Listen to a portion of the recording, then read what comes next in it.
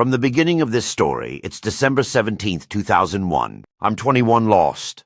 September 11th just happened. Everything was on edge. I sat on top of Blue Mountain that night with my best friend's sister. It was late. We talked and listened to music. She shut the radio off and looked at me.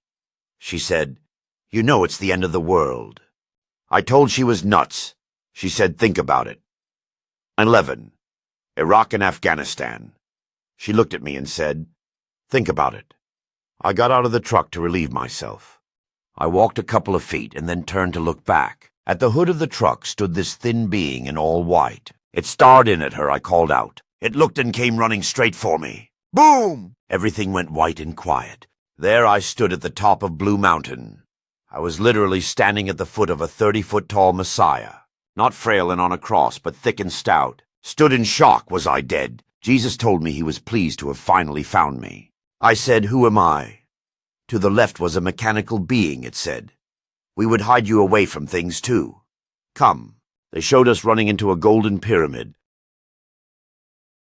It withdrew, and there I was again, standing at the foot of this huge, tall Messiah. I said to myself, was I hallucinating? Did I take something bad? Jesus looked at me and felt sorry for me.